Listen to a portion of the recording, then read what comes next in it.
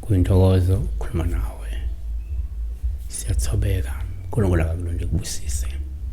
Number isenze kusongo 9 ekseni ya 5 ntambama kuphela ngokusenza WhatsApp ngokusenza ama-SMS. Uma ufona sichaze igama, sichaze mhlawumbe into ofuna ukusizakala ngayo, ungangibuzi mina igama. Yes. Bingelela. Yeah. Sibheka lawo Kefilwe KB 8644.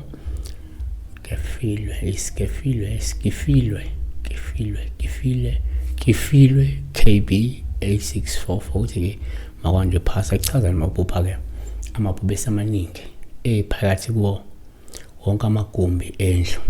Yabonga. So ke amabhubesi abesendlini noma ekhaya kubo egcwele indlu ngamathi le room lebhubesi le room lebhubesi le room lebhubesi. Should all the rooms had lions, or each room had a lion, maybe, yeah. Should each room of that house had a lion? Yini lion ibhubesi lion. So number 1, ngokujwayelekile asikuveze ukuthi amabhubesi ibhubesi lingaba uphawu lomuntu omkhulu ohlonishwa udumile oyingozi njalo njalo.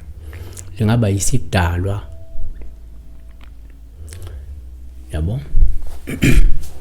So asenze kanje.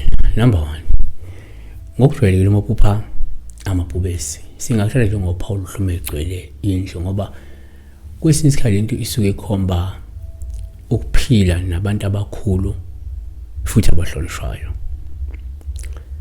Usithi ungaphila nabantu abadumile noma abantu abakhulu, abantu abahlonishwayo lapha endaweni uphila nabo. Mhlawumbe abantu abanamagalelo abonakala lapha kulo mndeni. Mhlawumbe umndeni onabalunga aqavile. Number 2, kwesinye isikhathi uma amabhubesi singathatha nje ngophawu lubi.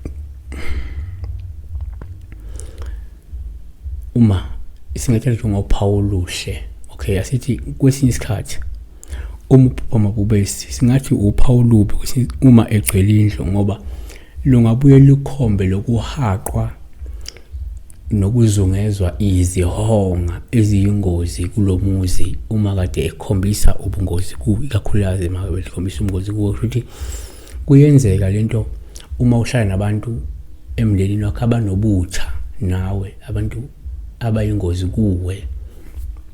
Ngiyabona abantu ababi abalukhuni emndenini wakho angabonakala amabhubesi egcwele indlu ngoba kukhomba labantu abahlala ekhaya balukhuni, bayingozi, bangakulimaza uma bengathola ithuba. 3, ngokwesinto uma amabhubesi ungaba uphawu luhle uma egcwele indlu. Luvamile ke lokukhomba lokuzungezwa izidalwa zakho.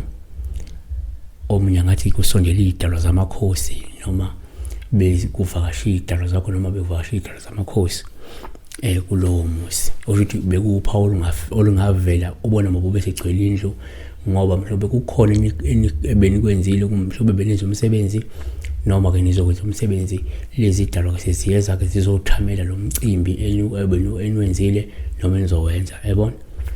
Noma ke nje zivakashile izidalwa zakho noma amadlozi akho. Yabona? Lingavela lephawu leli. But 3 things esishoyo kungaba into engaxwayisa ngomuntu ukuphila nabantu abakhulu abahlonishwayo kulelo khaya, ukuphila nabantu abayingozi kulelo khaya noma ukukhandelwa zidalwa. So